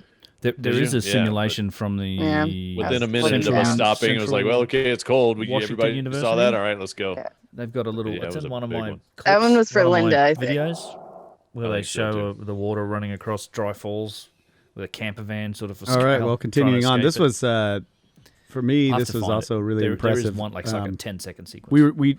So right here we're starting to descend down into this canyon. Now I don't remember what canyon this is. Well, it's still Moses Coulee. It's just lower Moses Coulee, which is physically lower.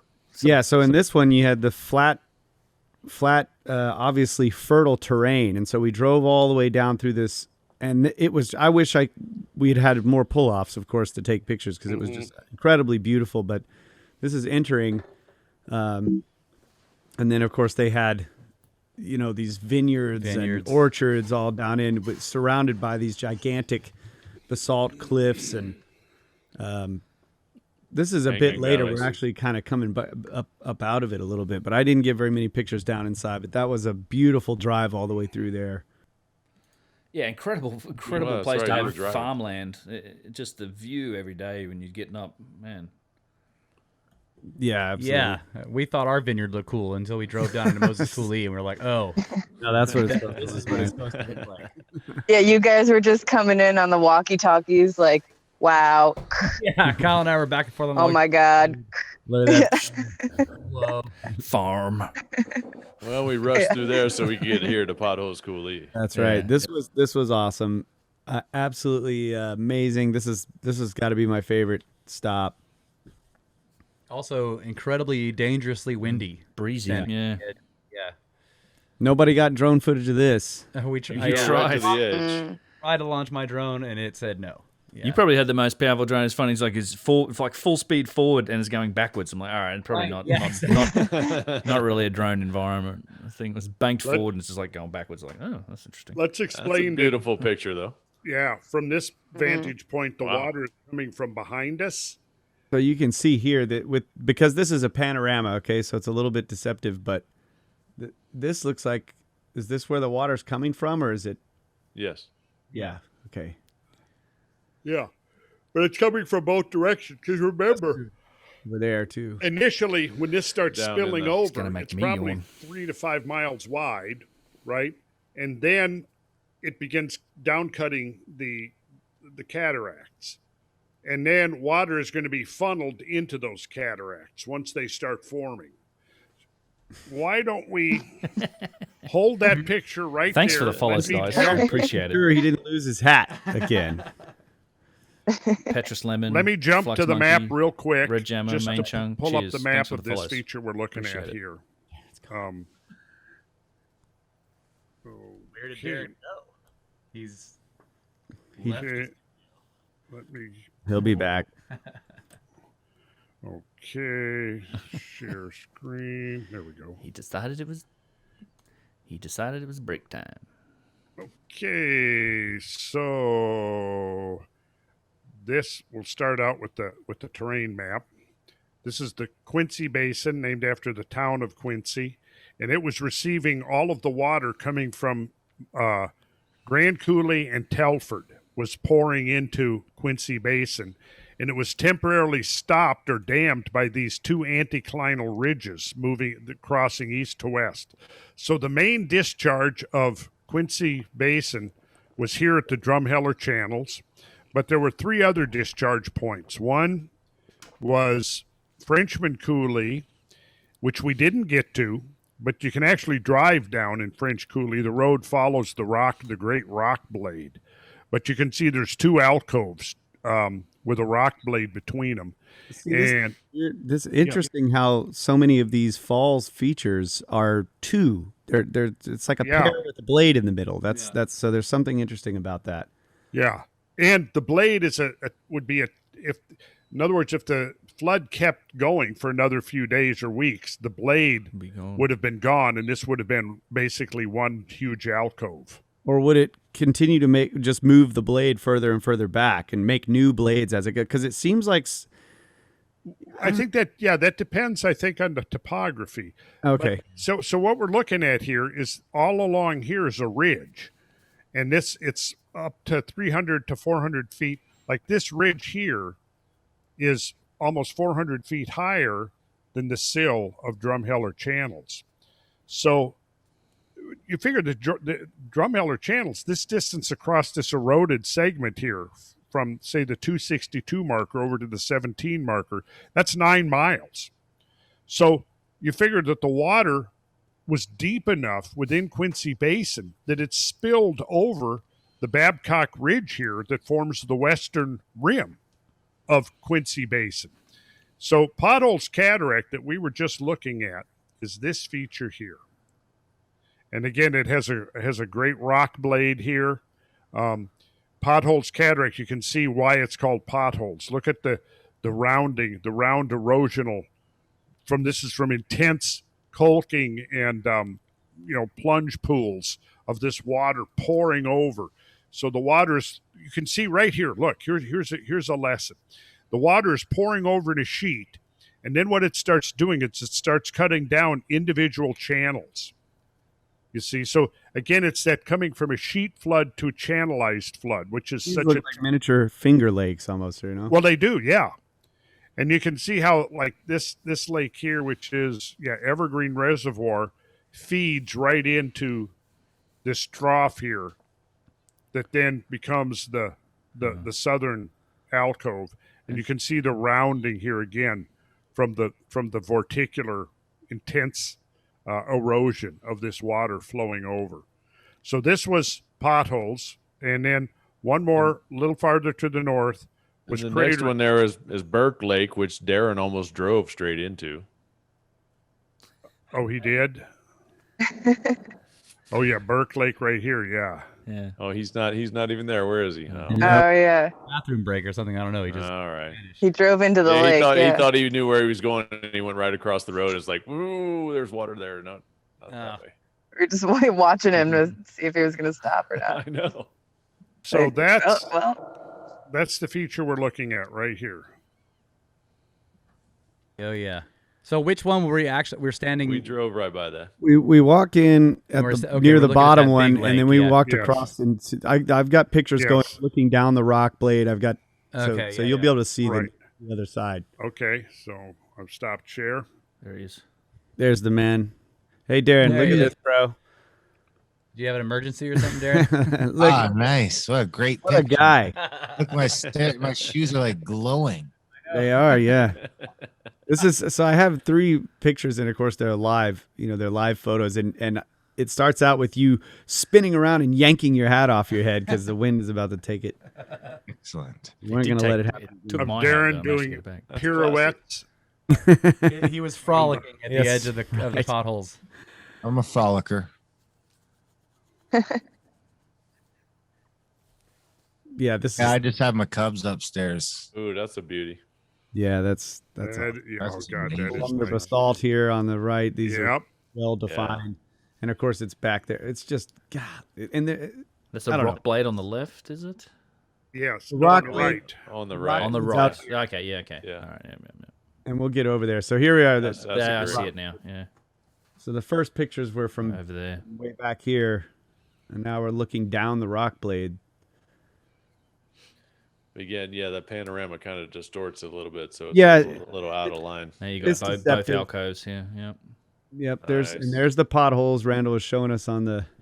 Yeah, and you can't see it on here, but this whole this is a whole gravel deposit here, and it's mantled with giant current ripples. But you can't see them in this Over to the right there. over to Yeah. the right. Mega fun Yeah, right in landscape. there. Yeah. Nope. No, not there. Go back over Either way. Yeah. right there. Yeah, right up. Out, that whole sandy bit, yeah, it's got ripples out toward his knee. Yeah, Yep. towards his knee. Yeah. That's right. Right in there. Yep. Yep. I've got more pictures of this. I grabbed a few and threw them into the. But I love this one right here. See, we're all coming back. Yeah. Uh-huh. This has got to be a That's a good one. Cabin Scablands promo. I mean, this is awesome. It's really cool. Everybody. Yeah, that's a good one. I was trying to get a shot like that, but that one came out really good. Yeah. I got a Yeah. good group photo of all you guys up at the top there too. I got a lot of people that want to come on these trips just from that little video I put out yesterday. Yeah. Yeah. Well, send them over to contact@cabin.com Brilliant. and they Thanks, can man. check out everything. Of course, there's the next event with Randall there in the Scablands in September, and then we've got our February event in Arizona, Utah event coming up next April, and then of course there's the fabled Egypt trip that we're still putting together that will be happening November next year. Yep. It's a fun website, contact@thecabin.com. It's worth good- checking out. Yeah, it's I a good suppose you website. can paint this now, Randall. You've been watching so much Bob Ross, Getting right? Bob- Yeah. You these are the mare's tails. yeah. Remember? Yes. Perfect. Yep. Yep. Coraline eggshell for that color right there in the middle. Yep. So then we're back to Dry Oh, man. Falls. That's awesome. Wow. Yeah, This is Dry again a Falls. panorama. And I believe I'm standing out on the end of the little walkway. They have a walkway that goes out. That looks about right. Yeah. Yeah. The catwalk there, yeah. Yeah. But it was a beautiful day. I mean, look at this. It's raining in some places, but there's Yeah, it was just It's fantastic. yeah. And then you can barely make it out just above center. There's a little gray area. That's the little parking area where we went down in Oh yeah. Mm-hmm. at a later day. Yeah. We went out and under it. I think it's right. Right there. Yep. Yep. That's it. Okay. Yeah, that's it. That's where we all parked and hung out. Yeah, Oh, this is we man. just pulled this as a little pull off on the side of the road looking down this. It's near the Is $1 this million the $1 mile. million mile? Yeah. $1 million mile. Yep. Yeah. Yep. You Brett- can see Brett- Steamboat Rock right there. Yep, there it is.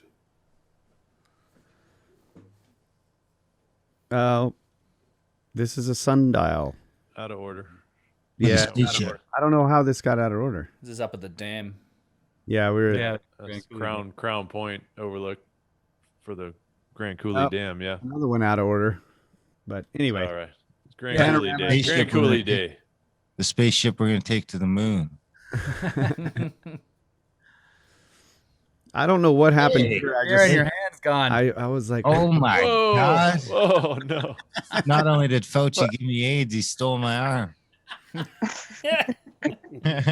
in the hot tub time machine. Yeah, need to Got lost there. Photoshop a little blood in there yeah, I know. Yeah. to say. Contact at Ooh. the cabin. Saber-tooth tiger. What is Mm. Ooh, what's this? Did we talk about What is that? Contact at the cabin? I don't know. No, I don't. No. We did. It's I don't think we That was got the into wrong. Whoops. Bunch of lunatics. I do have a. Let's see if I can pull this up. One more thing to look at with the drone here. one more, and then we should probably start wrapping it up. Yeah, we'll wrap it up after this. But this is where are we at here? I got you. I want to see Kyle backflip, man. Oh, we got to see that. Yeah. I was applauding him all week for That'll that. be a documentary. You guys are gonna have to wait for that. That was killer. That was so There's cool. a slow mo video of it, so I haven't seen it yet. Flavor showed me, through the little camera view screens. West Bar. Yeah. Yeah, West Yeah, Bar with the ripples. yeah. So Man. I was still gaining altitude here. I basically I flew the drone as far up as it would go, straight That was- up. I should have done that too. It was great. Yeah. Really good So I pictures. got it to half a kilometer above where we were parked, and then I started taking, and then I took a 360 and a bunch of photographs. But this was, I don't know, this really impressed me. Keep in mind, we did this all in 4 days. Yeah. Yeah, it was. Yeah, I'm getting out. Saw a here. lot. And right, the outlet of Potholes Coulee is just there in the upper left there. Yeah. Yeah. You can kind of see the road for scale, and so you see the houses for scale on those ripples, and that's what I like. That gives can you a sense. See the Crescent ripple bar and over there. Whole town over here on this bar. Yeah. Yep, Crescent Whatever bar. that is. Yeah. So this is a. It's like a that's temporary city. Yeah, a temp. Yeah. And also up here, this is like real. Scablands Scablandy, track right there. Right. Here I'll skip through some of this because I do That's the Babcock bench Randall's talked about several times. And Yeah. that Crescent bar, there was practically nothing there the first year we came out in '98. Oh, okay. It was just a little park. Hardly any of that stuff was built up. Yeah, so I'll skip through some of this. That's But Trinidad there. you can see, yeah, and I like Little Randall was houses. pointing out these hanging valleys that are in these. It's really cool. And there's the beginning of the bar here.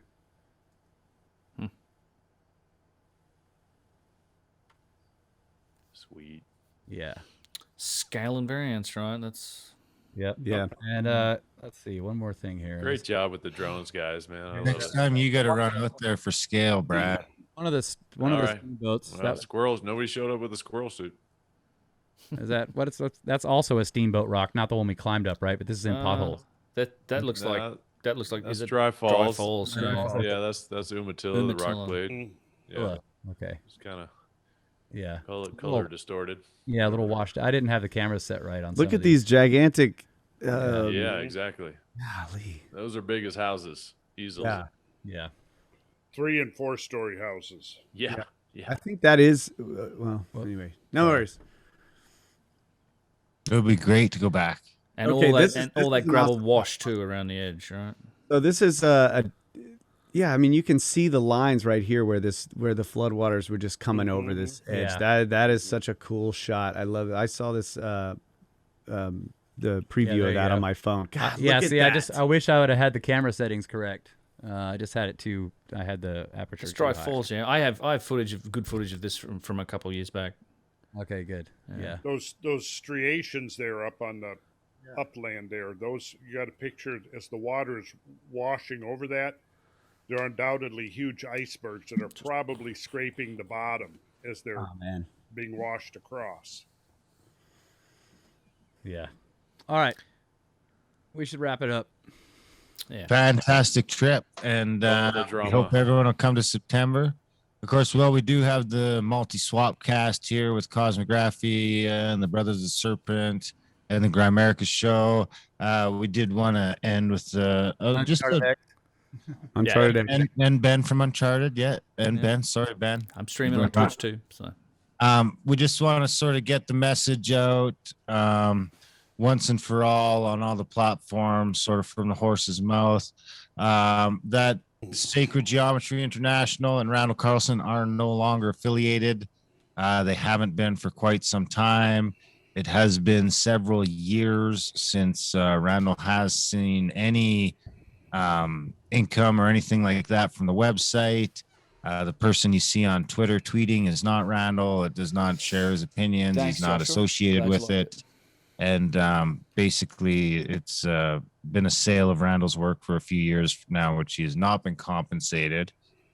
So we did want to sort of mention that on this show as well, because we're trying to get that out because people are still buying stuff from the show and or from the website, thinking that it's going to Randall or they're supporting Randall's work. The only place to do that is over at randallcarlson.com, where you can get to everything. You can get to the contact at the cabin from there, and you can get to everything there. So that is sort of where we wanted to end this, is sort of make that very clear to everybody. Right, and also the Facebook page, SGI, any other social media that's SGI is not post from Randall and never has been. Right. Yeah, it's all the Randall Carlson, or Twitter is Randall W. Carlson. Mm-hmm. So, You want to doesn't add anything say to that, his Randall? name. Oh, someone's asking in the chat about Cosmic Rex. Oh, that guy. Which is Brad, Brad, yeah. of course. Good. Yeah, Yeah. that is Brad. Yeah. Can't get rid of him. No, I we're not. I getting do rid all of- that. That's Geocosmic, which is now part of the greater family of things that are coming together here in this effort that we're doing. Right.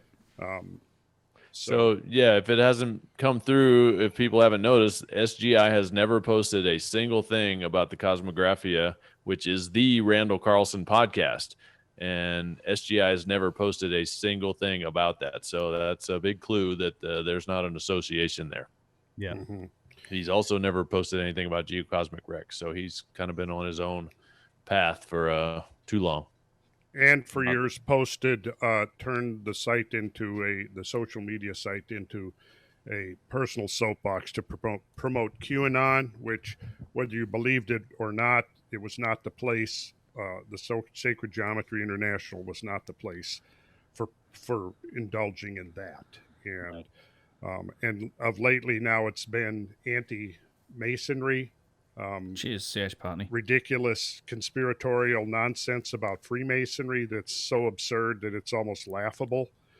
But the irony there is that many Freemasons have supported that site, have purchased the classes, have purchased the compasses and the things that are there, and have promoted that site. And also the fact that there would not be sacred geometry as we know it today if the Freemasons had not preserved it for us.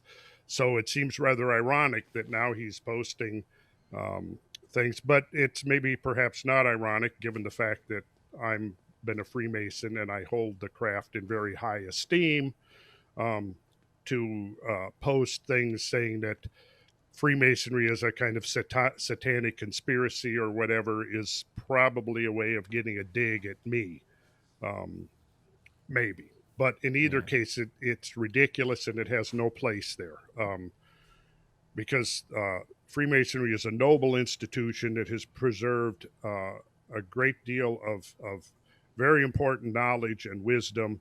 And to see it dragged down into the mud with these ridiculous conspiracy theories is really disturbing and It's disappointing mostly just this to me. one guy. And the fact that he's using the social media now as a forum for posting that kind of garbage is, to me, just an insult. Yeah. So, again, what Darren said, I received no money from the sales of that, any of the content that I provided and created for that website. And it's disappointing to me that it started out good, but somewhere along the line, there just became too much drama.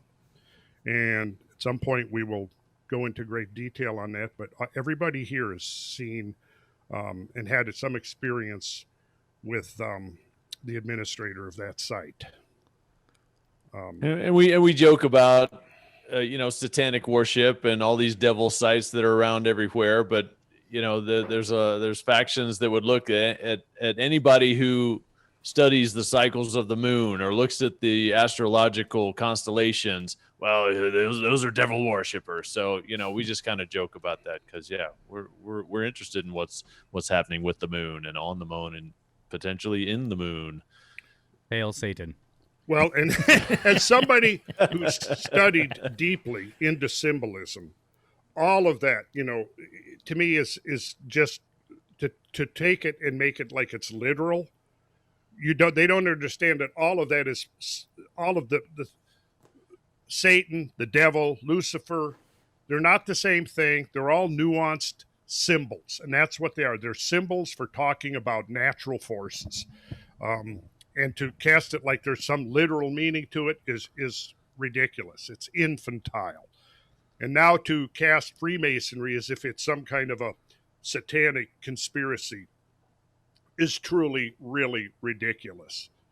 And anybody who would post such a thing, I would think, has immediately forfeited their right to host a website that is dedicated to sacred geometry, which is the legacy of the craft. Well said. Yeah. Well, gentlemen, I thank you all for a fantastic trip last week, a life-changing event, as mentioned by several attendees. Yes, indeed. I look Thank you, Darren. forward.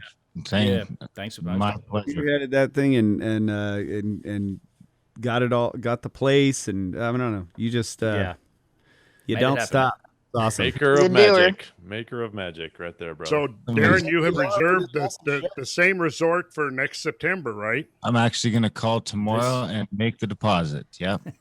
Yeah, nice All shot. right. I've Yeah. got it. Well, I've got it reserved. I just haven't officially made the deposit yet. But since we just paid her a bunch of money, she still trusts us. Uh-huh. Okay. So I'm going to send her the deposit tomorrow, and we'll be 100% locked in. And Excellent. we might mention, as you know, we talked about, this was like getting our feet wet with this scale of thing, but the September thing, we're really going to have the food act together, That's right. 100%. Yeah. 100%. It's going to be fantastic. And I thank everyone for listening. And I thank you guys for joining me tonight for this wrap-up show. Yep. Thanks, everybody. All right, great Yeah. to see you Love guys, y'all. and I Thank you. can't wait to do it again. Yes. Oh, okay, yeah. When is this going live, by the way? I mean, when is Live this? the whole time. It's ending as live. Yeah. And social media also, Laura's taking care of that for us, so it should all be links there also. If you have questions, ask Laura on social media. There you go. RandallCarlson.com. I know everything. Love to see it's awesome fun for days in a row. All right, guys. All right, Bye, good night, guys. everybody. Thanks for listening. Good night. Yep. See you next week. Love ya. Always have. Love you guys. Cheers.